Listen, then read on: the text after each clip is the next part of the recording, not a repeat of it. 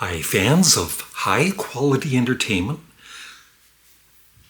As you know, I've got a CD collection, and I don't feel I have like a large CD collection compared to some people I see on YouTube. They have like thousands of CDs or vinyl records. But I would say I've got roughly around 900 CDs. And I guess because of my age, I just turned 68, and time is very valuable, especially, to listen to the music you really want to listen to. And there's just been certain albums in my CD collection, even now, even though I've purged some I've always been purging throughout the years. I don't always make videos about it, right? But especially now, I'm a little more serious about what I want in my collection, and even if I like it, I don't really need it in my collection.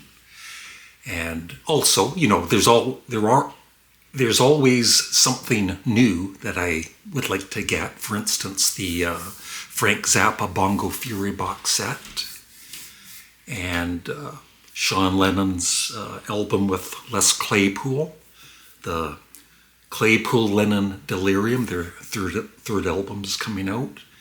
So I'm still buying new albums. So I feel, it's time to purge a few albums, even some that I really, really like, but I just never listen to them, and I know that in the future, I'm not going to be drawn to bother listening to them.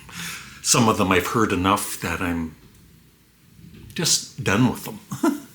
And I guess the big one is Frank Zappa. I'll show you what I'm going to be purging, but also what I'm going to be keeping. So here we go. And there's always going to be somebody, no, you should keep this or keep that. It's like, no. This is my collection. If you're interested in a certain album, good for you, but like I said, I've just had enough of some of these albums that just kind of sit in my collection year after year, and I never really play them. So the first band I love, they're early albums, but like I said, I've had these for quite a few years. I don't think I've played any of these for the past 5 years, but I played them a lot in the past. But I will be keeping one of the albums. So I'm purging the Undertones debut album and their second album, Hypnotized. And this is two albums on one CD, so it's Positive Touch, and the other one is The Sin of Pride, which I never play. I think I played it once. There it is there. But I am keeping this excellent compilation, West Bank Songs 1978 to 1983. Even though, like I said, I haven't played this in probably 3 years or so. But I will play it again at some point. It's got a lot of the songs that are on these albums. This band I have loved since the mid-70s. And once again, I played the albums a lot. I know them very, very well. Got them on CD years ago. Played them a handful of times, and I would say in the last 5 years I've never been drawn to play the albums. And like I said, purging them, if I ever miss a certain album of theirs, I'll just listen to it on Spotify, because I do use Spotify sometimes to listen to albums. I'm saying goodbye to the sensational Alex Harvey Band. So, The Impossible Dream and Tomorrow Never Knows. Rock Drill and Sensation or SAHB Stories, Sensational Alex Harvey Band Stories. Hot City, the 1974 unreleased album, which became the Impossible Dream.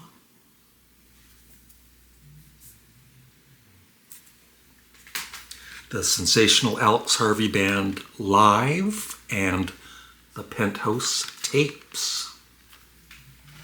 And Framed and Next. I actually did play this a couple of months ago, and I just didn't really have that much interest in it. I didn't even listen to it all the way through. But like I said, I still love the band. But I'm just moving on from them.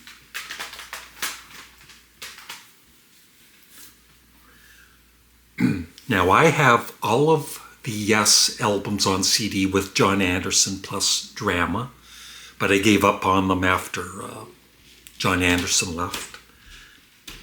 But there's one album, and I listened to it again recently, and it's just, I would rather listen to a studio album. That's just me, for most albums.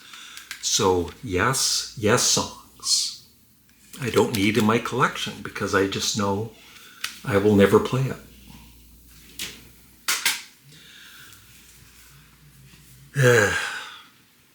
I don't know why I bought this. I think I bought this album at least one other time and then purged it and then got excited again with this band, but I just know I'm never really going to play it.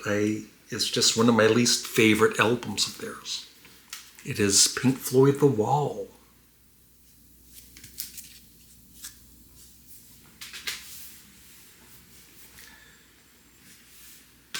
This is a great band, but I've just kind of lost interest in playing. It is The Pretty Things, SF Sorrow,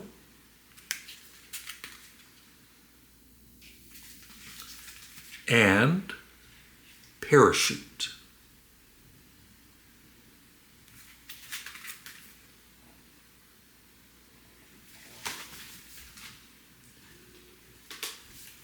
This band is great, but once again, I rarely play this box set. But when I first bought it, I played it quite a bit. I really enjoyed it. But I've just kind of, like I said, moved on to other artists and everything. So this is Spirit, It Shall Be. Their recordings from 1968 to 1972. What a great band.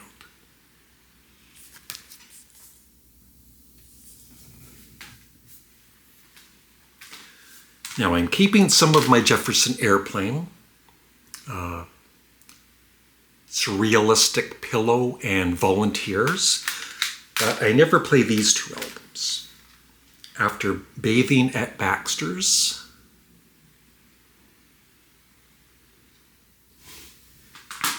and Crown of Creation, which I played it quite a bit in the past, but I never really appreciated it. So, but Volunteers is one of my all-time favorite 60s albums, so I'm keeping that forever. Another great band, box set, same kind of story as Spirit. Bought this box set, played it a lot, and just in the past few years I've kind of gone on to other things. So this is Atomic Rooster, Sleeping for Years. Yeah, this artist, this solo artist, I played him so much in the 70s and 80s. So I have CDs by him that just, like I said, sit in my collection year after year. I never play them. And I know all of the albums very well. So Randy Newman, yeah, his first 5 albums.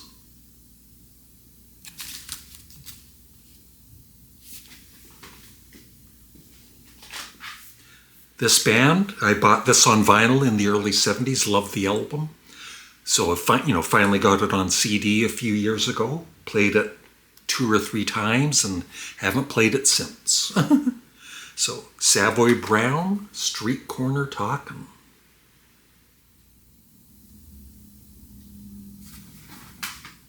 And there's another Randy Newman album that I never played, Born Again.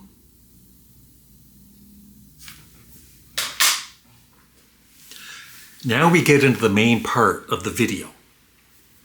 And like I said, I consider myself a Frank Zappa fan, maybe not as big of a fan as I thought I was, because there's certain albums of his I have no interest in, I've never bought. And there's some that I've bought that I didn't really care for, but I've kept in my collection. And then there's, of course, other Zappa albums I absolutely will never part with, as far as I know. And like I said, I'm really excited for the Bongo Fury box set. There was one live track, a different version of the opening track, Deborah Cadabra. And I might save it when I do the review, but it was, different than the one that's on the original Bongo Fury, and I just really enjoyed it. It was cool to hear. It sounded awesome. So here we go. I'll go with the albums I'm keeping, and there's, quite a few. The box set, 50th anniversary of Overnight Sensation. Here's the cover. And another box set for One Size Fits All.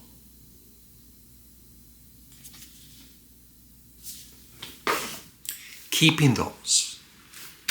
And I'm also keeping Frank Zappa's Apostrophe. I play this once in a while.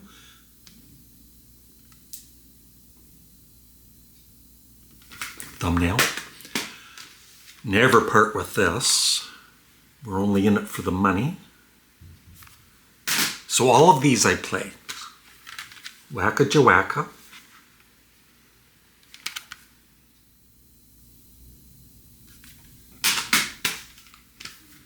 I love the Flo and Eddie years, so I'm keeping The Mothers live at the Fillmore, 1971.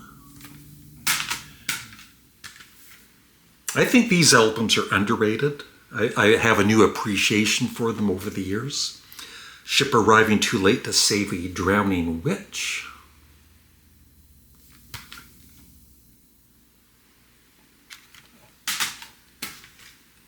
Roxy and Elsewhere. Great live album. Joe's Garage, one of my favorites. Never will part with Joe's Garage.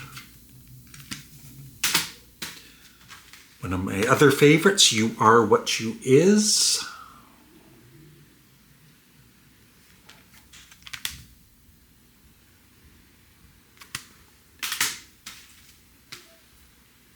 Shake Your Booty.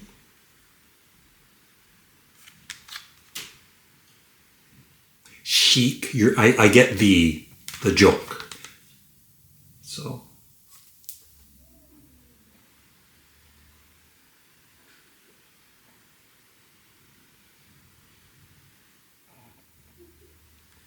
thumbnail. One of my all-time favorite albums, Hot Rats.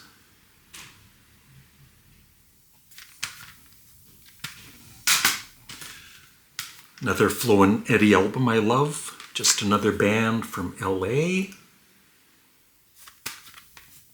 Always keeping this.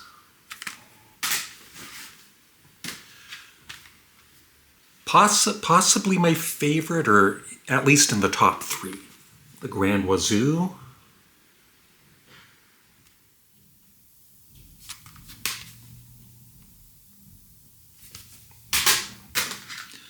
Lumpy Gravy.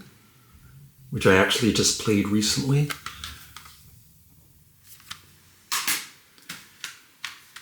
The debut by the Mothers of Invention, Freak Out. So I'm a Zappa fan, okay? Absolutely Free.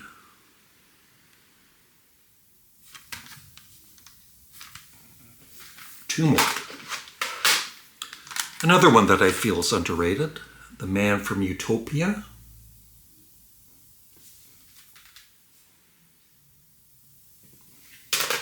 And Zoot Allures.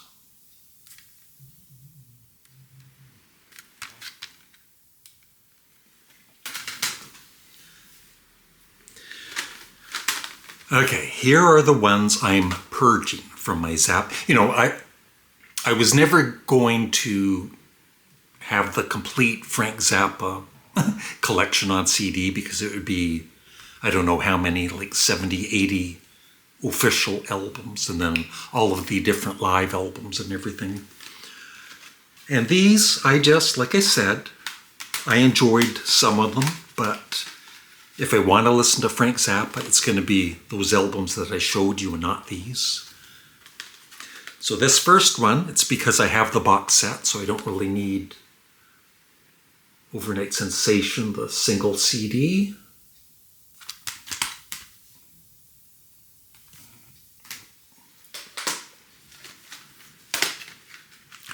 Burnt Weenie Sandwich, which is good, but like I said, I just gravitate towards other Frank Zappa albums. And I don't mind discarding it. Uncle Meat. Yeah, I really loved this when I got it on vinyl years ago. But ever since I've had it on CD for the past 10 years, I've only played it maybe 2 or 3 times. And I played it pretty recently and couldn't even... I'm just bored with it, I guess, because I have played it so much.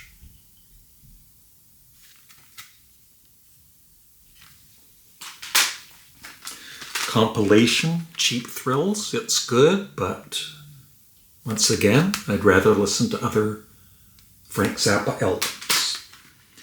And the only reason I really wouldn't part with this is it's got an extended, I think it's like 40 minute version of Billy the Mountain with Flo and Eddie. But I can always, just listen to it online or wherever. A streaming service. I'm not going to miss it. Otherwise, I never really play this. It's Playground Psychotics, a double CD.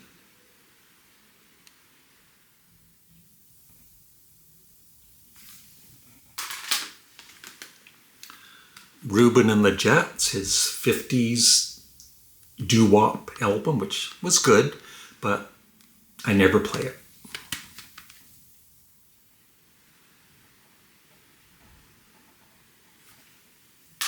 And the last one. I actually made a video a few years back, the worst album in my CD collection. And I did play it in the last year once, all the way through, I think for the first time. And it was, it's not as bad as I thought it was, but still, I don't think I'd want to hear it again. It's Frank Zappa's Thing Fish.